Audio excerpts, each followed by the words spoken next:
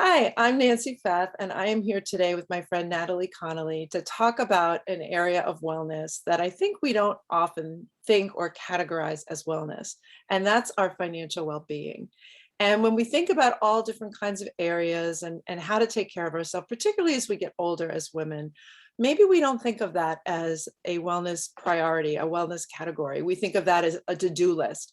And I'm kind of hopeful that in talking to Natalie today, we'll have a chance to just think maybe in some different perspectives.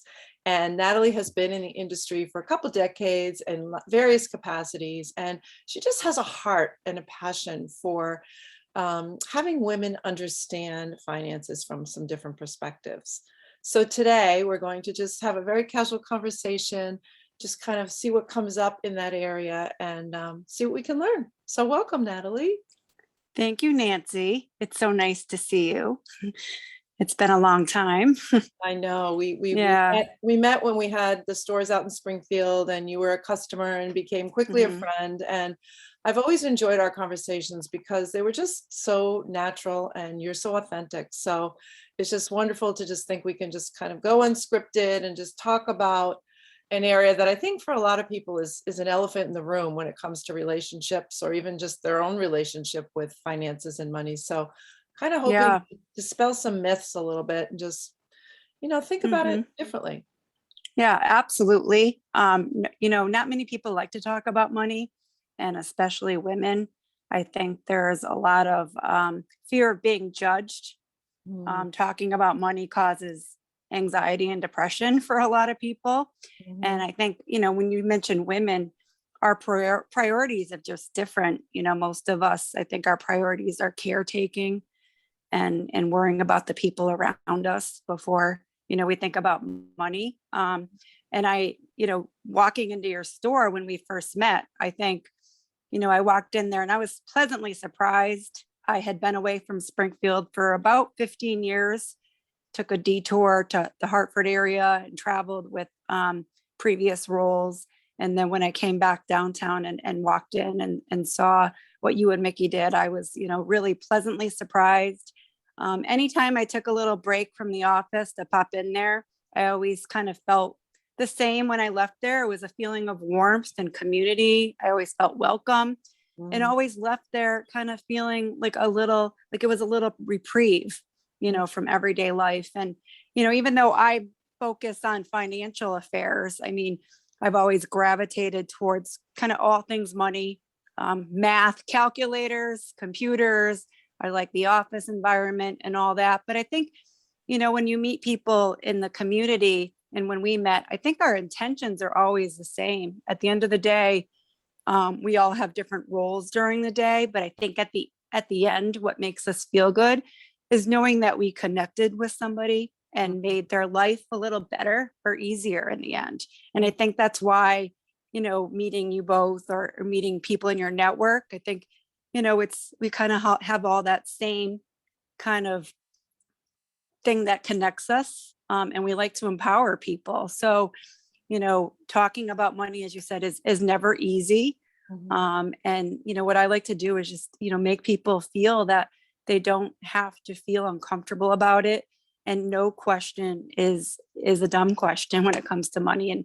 And everybody has different goals they're working on. It's simple things like, how do I make a budget, or what's an emergency fund, and or people that are planning for retiring early, or you know that second home in retirement or whatnot. So we had talked about how everybody's path is different, and kind of the steps they have to take along the way are different. So I think when we meet with people, we really kind of strip everything down and kind of get back to the basics and kind of look at where they're at in their life and where they want to go. Mm, And just I think having a strong foundation is more important than anything else with your finances. So we have to, like I said, get back to the basics. mm, And one of the first things we always do with people is you need to know your worth. And that kind of rolls into other areas of life. You have to know your worth in your career. You have to know your worth in a relationship to really feel respected and valued. And, when it comes to money, knowing your worth is really, you have to really take a hard look at what you own and Mhm, what you owe. You mhm, want to write things down. You want to make a list of everything that you own, whether it be your home or a car, your savings, checking, investment accounts, collectibles, and then write down a list of what you owe, car loans, mortgages, and this is not fun stuff to do.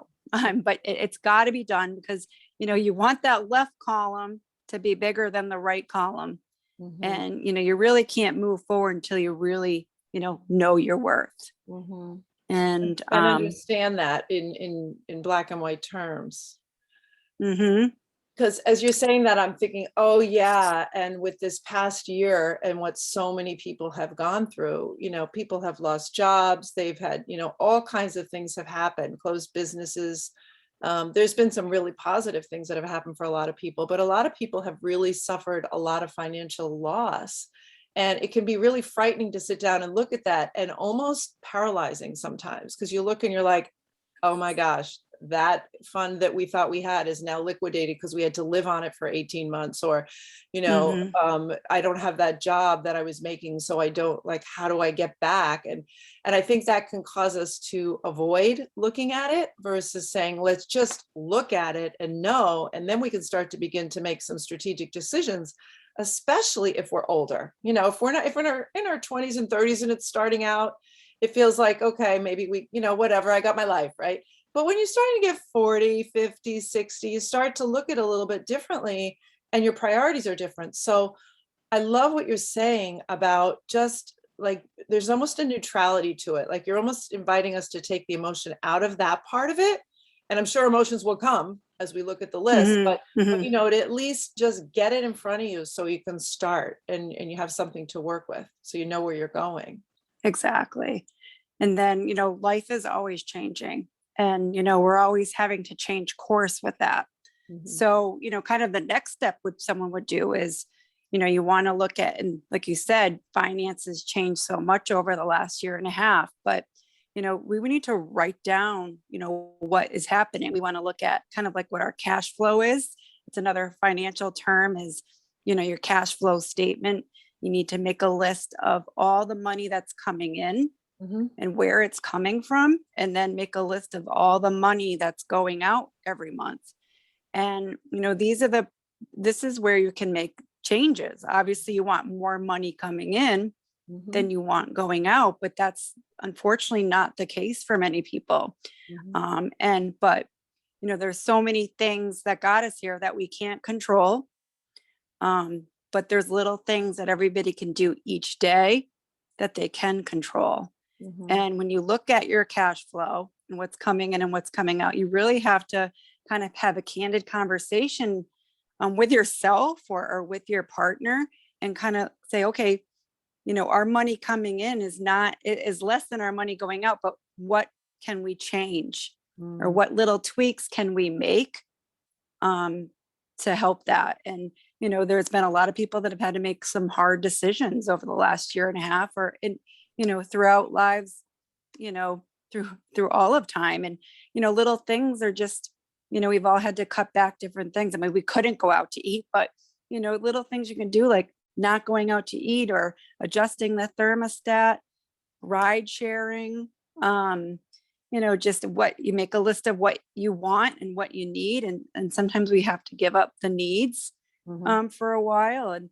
it's just really little steps each day to kind of improve the situation. And those are the things we can control, because Mhm. we can't control when the next big event's going to happen that's going to impact us negatively. Mhm. So, and Especially these days. I mean, we probably never could, but it seems like even more these days, it's like, what's coming out of left field next? Like, you think you can count on something, and hmm suddenly it's pulled out from underneath. And, not hmm not pointing fingers and blame. I think it's systemic problems that we have, way bigger than just any of our own spreadsheets, that hmm we're all a part of. And we are experiencing it differently from one another in some cases, but there's a lot of similarities. I think a lot of people if they were really honest, one place or another, there's a little, tension these days around their financial well-being. Even people that could depend on certain vehicles, I think, are curious, Mhm. is this still the right vehicle for me, and that type of thing. Yeah, absolutely. And Yeah. I think that's why, it's really important to kind of, have a daily check-in on where your money is going, and and just getting a good budget in place. Everyone is, different on what their budget is, but I think if you look at the core of it, we're all about the same. And I think there's a lot of budgeting tools out there that people can use. I know a lot of people use like mint.com, or they use, a lot of the banking apps have budgeting tools on them, or if you have an investment account. And, you gotta have to, look at the cash flow, because like I said, we don't know what's coming. We Mhm. can't control everything, on the outside world, but we can control our inside world. So just taking these little steps and making these little adjustments, and, Mhm. and putting a good budget together. And, there's no, like I said, no one, size fits all, but, for the most part, a budget would be, if, we think of maybe 50, 30, 20 is kind of like a good guideline, and 50% of it would be, your necessities. Like we all need a place to live, we need utilities and a vehicle and food and medical bills and daycare bills for some. So, those are the necessities, and that's, probably where 50% of our outgoing money would go to. Mhm. And then 20% should be first, would go to you. Mhm. And we need to think about our short-term goals and then long-term goals of that. So 20% would be savings.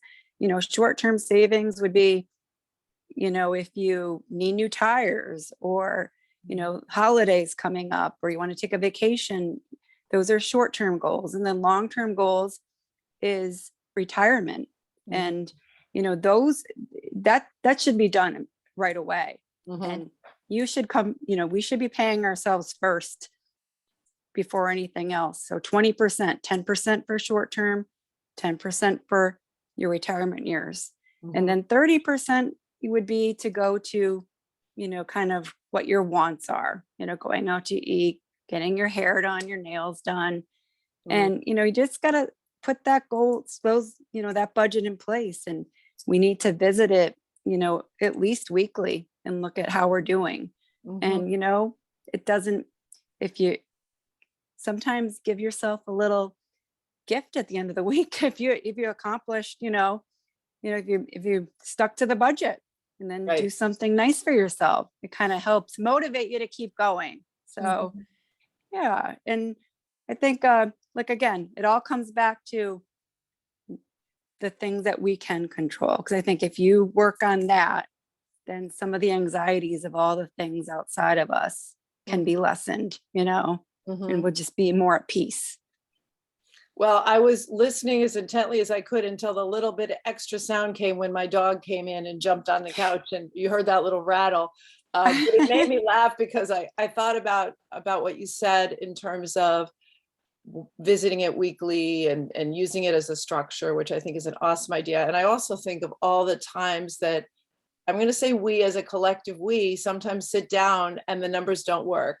And you have to make some hard decisions and just move forward anyway. And certain things can't actually go away. I mean, Hmm. they could, Hmm. everything could, right? You could always say, no, I'm not Hmm. going to pay it, but there's a big challenge to some of that. So Hmm. seems like the first things that go is the savings, like the savings that was the rainy day fund becomes the other. And, you just have these instances that happen throughout life that are, as you said, not expected. And here's an expression my mom used to use, and I have used it plenty in my life, which is, rob Peter to pay Paul, which is not a good way to think about it, but you're basically just moving it around and trying to get through until the next cash Hmm. comes in Hmm. or whatever. And it is a really stressful way to live. And I just want to offer, some understanding and compassion to people that are in that boat right now, because I know there's a fair number that are. I know some personally. Hmm. So what would you say to somebody like that? I mean, obviously start small, have those categories, even if you can just save a little bit, so you're in the feeling of starting to save and then work towards Mhm. that. What would you recommend Yeah. to people like that? Oh, and that is so true in these times. There are, just these simple little kind of tasks I'm putting together. Just some people just kind of our backs are up against the wall and they can't do anything. And I think, looking at cash flow, there's money always going out. And then, sometimes we have to look at what can we do to bring money in, Mhm. and most of the people that I'm talking to are more geared towards retirement. We've had to have conversations with people that will say, well, you're going to run out of money, if you retire at 62. Mhm. And they'll say, well, I have Social Security. Well, you know, there's taxes, and we have to think about inflation and emergencies that come up. And, we've had to tell people, well, you can't retire at 62, Mm. or, and you might have to work a few years longer, or you might have to get a part-time job in retirement. I mean, or you might have to sell something, Mhm. and, you might not have that vacation home or Right. that place in Florida, so whether someone has that kind of money or someone like really small, more on a smaller scale, I mean, it's just, there's obviously a lot of employment available. Sometimes it might be a seasonal part-time job just to get back on your feet. And it Mhm. might be, selling things. You might, Facebook Marketplace, if you have anything Mm. in your house that, you could take a look at your inventory and see if there's anything just to raise a little bit of cash. Mhm. Because you want that left side to be higher than the right. You want the money coming in to be greater. So you have, even if it's just doing little small things that can kind of add up to the big things. Mhm. And I know, and just once you get the momentum going, it kind of keeps you motivated to continue. Mhm. And I think a lot of people, you said robbing Peter to pay Paul. I mean, that comes up a lot too, is, we have, our net worth, we have what we own and what we owe. And we'll still see people with, a lot of credit card balances, and, with interest rates are at historical lows, but Mhm. those credit card companies, if you look at the interest rate on those, I mean, some of them are still up to 22%, which Mm. I didn't even, with interest rates pretty much flat, these companies are charging 22%. So, we don't, that is not good debt that we want to have. I mean, when you Right. talk about good debt, that would be your home, because that's an investment. Right. Um, or even a home equity line of credit, you're looking at, 2.5%. But credit card debt. So a lot of times what we tell people do is just to make a list of all of your credit cards, Mhm. and then right next to it, the balance, and Mhm. then what the interest rate is on each one. Right. And then, you just want to slowly chip away. I mean, obviously at least the minimum, because we don't want a bad credit score. We want to Mhm. keep our credit score healthy. So, you chip away at, the I guess the most opportunistic when it comes to financials is to pay off the one with your higher interest rate first. Mhm. But for some people, that doesn't keep them motivated. So they would want to pay off maybe the smaller balance card first, because they get that, that feeling of Like, oh, I did it. accomplishment. Okay, Just to good. exact, Yeah. right? There's a And zero that's there what, now. Right. yes, and Right. that is what some people need to stay motivated. So Mhm. again, one size doesn't fit all. That might be the approach that works for some. Mhm. But I think just writing it all down again, I mean, you have your net worth statement, your cash flow statement, and then you want to look at all your credit cards, and, Mhm. and keep a list of everything, and everything you can do each day, one small thing Mm. to improve your situation is going to take some of your stress away, Mm. until. Yeah, yeah, I got such a visual. I'm sorry, I don't want to cut you off. Mhm, Keep mhm. going. Keep going. No, so no, I pretty much that's what this is all about. I mean, we can't, I can't tell, if go out and buy one Bitcoin and maybe next week you're going to be, that this is not how this It is really is. reality. Right. That's a fantasy. So, and, Right. but this is reality. And like I said, we want financial wellness, and Mhm. financial wellness, I mean, is unfortunately in a fantastical world and fantasy. That's just everyone would be wealthy and not worry about money. But every Mhm. household, I think, worries about money Mhm. in one way or another. So like these little things you can do every day Mhm. reduces your stress, and that's financial wellness. Yeah, yeah. The ongoing basis. I mean, Hmm. I think this is the biggest insight I think that a lot of people don't have, myself Hmm. included. I could be totally better at that too. I look at stuff every day, but I like Hmm. the idea that you actually start measuring improvements. There's a Hmm. way to do it. And when you were talking, I thought, oh, a structure that I've done in the past for other times in my life when I needed to cultivate some positivity or motivation was a gratitude jar. I would basically write down things that I was grateful for. Well, what if you had a gratitude jar that you wrote something you were grateful for, but each time you did it was sometime you had some improvement in that area, that new habit that you're building. And maybe you Hmm. write on the back, like, checked this today, or added this, or found this opportunity, or, and also for people, my husband and I just came off, he was looking for work from the pandemic. He had actually had a significant change in his situation back in November.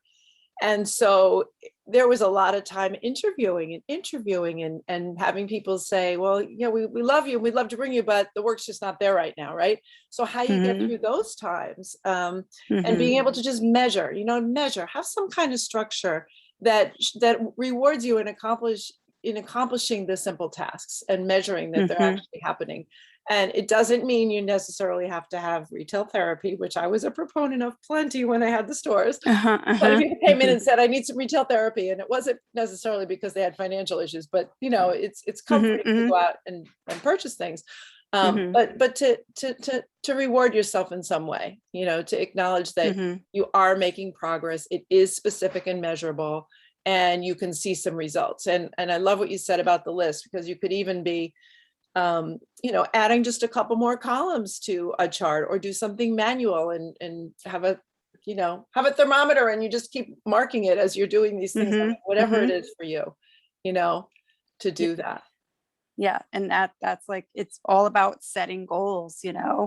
It's like everybody's the same. We're at A, we want to get to B, Mhm. but what steps can I take to get there? Mhm. So, it's about setting goals. And I think setting a goal is always the biggest motivator to accomplish things. So, and though, it just keeps going back to each little small accomplishment you make just really is uplifting.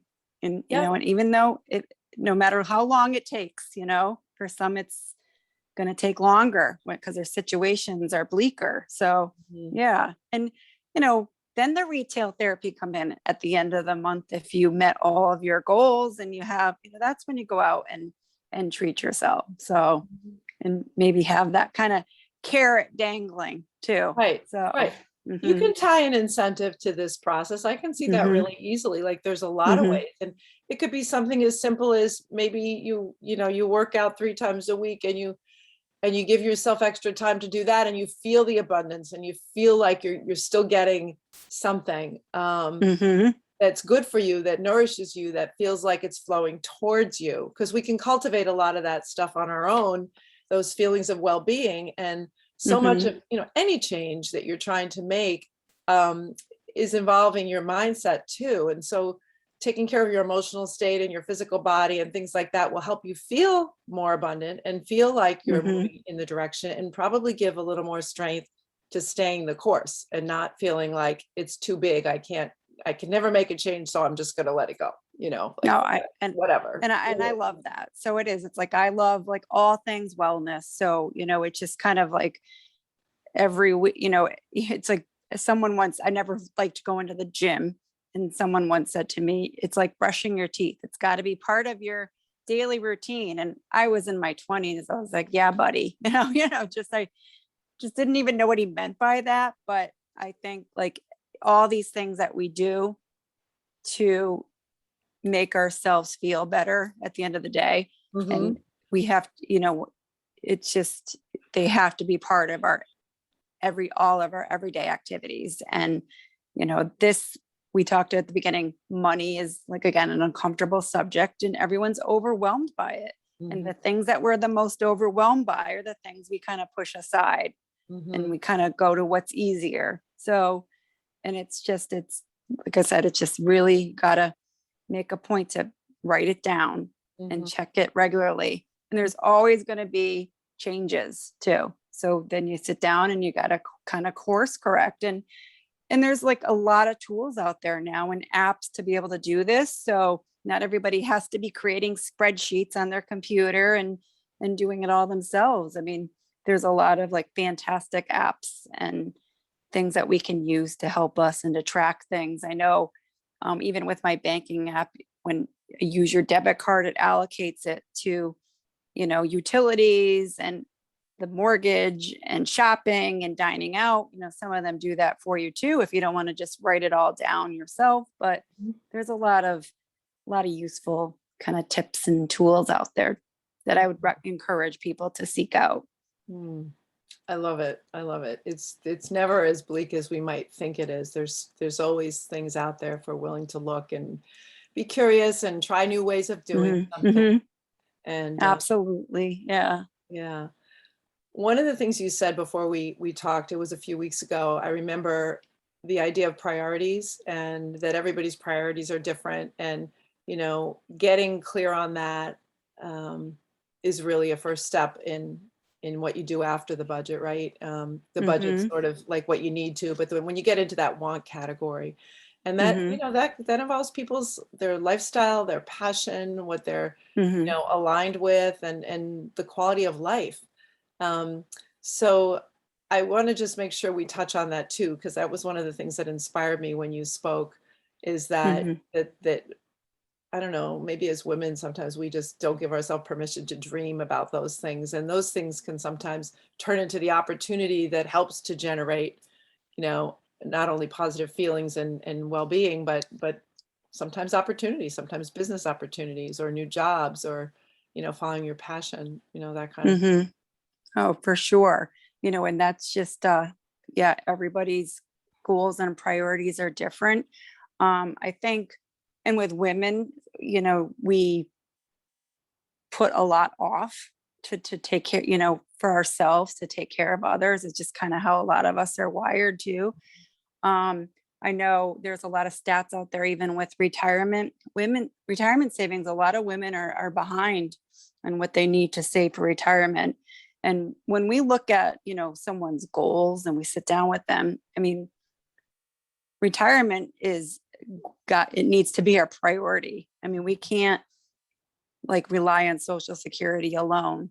And, with retirement, it's really just making sure you're setting yourself up for the future. And that should become first. And there's a lot of people that would put their children through school before they would save for a retirement account. But, that's just how, we're what you were, our, that's what, being a mom is all about, to make sure we set our kids up for success. But we really need to pay ourselves first. Mhm. And, with a retirement account is always one of the first places that we tell people to look or to make it an essential goal. Because if you set up an account through your employer, a lot of, employer will have a employer sponsor plan. The most common being a 401k. And when you invest in a 401k, a lot of companies will typically match your contribution up to a certain percentage point. Mhm. So if you're putting away, you know, if you're sometimes they'll pay up to 5% Mm. of your salary. So That's and huge. I'm just going to use $100,000 because it's an easy number, but if you're putting away, we say to put away 10% for your future self. So if we're saying put away, and I'm just going to say $1,000 a month into your retirement account, your employer could match up to half of that. They're going to give you $500 a month. Mm. That's like free money. So Yeah. you don't want to pass up on free money. So that's one of the first things you should look at, when you do get a new job, is not put off the retirement plan. Mhm. just to take advantage of that. And Mm. if you don't, and if you're self-employed and you don't have an employee sponsored plan, you would want to look at an individual retirement account. And, the contribution limits are lower. You can only put up to about $6,000 away, Mhm. but you do take what you put into it is a tax deduction. So it reduces what your taxable income is. So that's advantageous as well. So Yeah. that's kind of a goal that everybody should have. And then after that goal, I mean, you really need to sometimes sit down with somebody that you can trust and talk to kind of help you, you know, prioritize, which ones are more attainable than others, and what game plan should be used to get to each one. I mean, it's not, like I said, there's no one size fits all. You're Mhm. just sitting down with somebody and kind of, kind of organizing all of that and prioritizing, making a list. So, Yeah, and that's so important because it's almost like sometimes you don't even know what you don't know. And somebody else mhm, listening who is professional has not only the skills and the resources and avenues to point you to, but they're also listening without the emotional attachment that we have to our own stories around money, or our own attachments around it, or mhm. beliefs around it that could be generational. I mean, a lot of times as women, we sort of inherit a lot, and until we sort of find our own way, you do things Mhm. the way you've always done them or been Oh, instructed to do them. for And sure. Yeah. many And people just didn't get that education growing up about that part of it. It was sort of a taboo subject. It was mhm, strange in mhm. those generations. So I'm glad for the young people that it's becoming, just part of a life skill that of course it always should have been, but it was just sort of um I'll just say it. It was just sort of kept on the masculine side of the relationships, and the women didn't. They Mhm, weren't part mhm. of those conversations Yeah. in many instances. That's just Yeah. the way it was. Sadly, that's sad but true. Yeah. Yeah, yeah. Yep. And I just we all, encourage, women, especially um the way that you know, they don't boast about money. I don't want to, it's just they're even more uncomfortable to even talk about it, Mm, where I think, you know, the men tend to want to kind of compare notes all the time on who's doing what, and who, it's just not, we see that too. So, yeah. and when someone comes in to talk to an advisor, I mean, it's kind of like going to the doctors. Everybody's like always worried about, what the doctor's going to think. And when they're going down their list of questions, if you look at them, there's like no, they're just typing it onto the computer. They're Yeah. not really, and it's just like you feel so vulnerable when you leave there, right? But they can't help you get better if they don't know everything about you. Mhm. So it's kind of the same when you're talking to a financial professional. They're, like you said, they're not, it's all matter of fact. They're, someone with $500 is this, the same as someone with 500. It's like, where are you at, where you need to be, what are Mhm. you doing, where, and we kind of look at, kind of everything under the hood. And then Yeah. we kind of figure out like, what can we do to get you where you need to be, you Mhm. know? Mhm. And, and it's just, with the doctor, you want to personally look at everything, on a regular basis, but meet with them at least once a year for your Yeah. checkups, and that's something people should do with their financial life too. Mhm. So, Absolutely. Well, this mhm. has been so amazing. What else do you think we want to make sure people think about in this? Did we cover everything you had hoped, or is there anything else you are thinking? I think so, because I wanted to really keep it around, I think again, like one of the ways we've always connected and about everything is really about, again, making people's lives easier or better. Mhm. And, in all the different kind of, in your kind of initiatives here that I've looked into, you have, and the initiatives you had with the store, I mean, everything, with the yoga and everything you did with wellness and everything in your store was just beautiful. And then you even, whether you're out with working with buyers or you were bringing in local artists, some of their merchandise, you were helping people in the community and you empowering people. And I think, you know, it, that's, we talked about like this is a very overwhelming conversation and topic, and not to get it, we could go on for hours about it, Yeah. but just to keep it really simple in today's terms, just to let people know that, no matter what your situation is, and not to get caught up in all the noise around us, just to really focus on what we can do in our lives, to make things easier and better. And that's just taking little steps, little baby steps every day, and Yeah. kind of keeping an inventory of what we have and where our money's going, and and then go from there. Just have a strong foundation, and that's really financial wellness. hmm Well, Natalie, you are definitely demystifying a lot of the, I think, taboo areas of that idea. I feel more relaxed even thinking about it. I can just say every time I have to look at it in light of where we've been, it's like, oh, Mhm. and I have to do my own fighting of the demons in my head around like, you Mhm. shouldn't be Mhm. here like this. You're almost 60. What do you do? And Mhm. I do feel filled with hope having talked to you, and Mhm. just, had you talk about breaking it down in small steps. And I think that idea of leaning into professionals who have some resources that can guide you and can bring you back to center if you're feeling like, Mhm. like, it doesn't, like, what do I do with this? That there's somebody that can walk with you on that. And I feel a number Mhm. of different people in different disciplines, but Mhm. Yeah. many that work in the financial well-being space. So really appreciate that you added that too, because I think that's a key component that, so again, you Mhm. don't know what you don't know. You have blind Mhm. spots, and they're going to Yep. be looking, someone like you Oh or yeah. others, will be looking for that. And that makes Yeah. a And don't difference. be afraid to ask, and we just, there's so much information out there. It's overwhelming, and we can really get, caught up in all that. Just don't be afraid to ask somebody, you Mm, know, this is, like, we're here to help. mhm.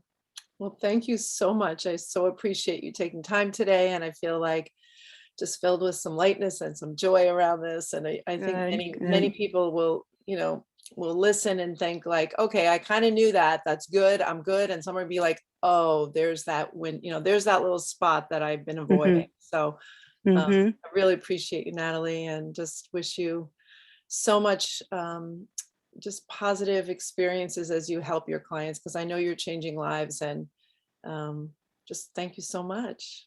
Oh, it was my pleasure. It was really nice to see your face too again. So, Mhm.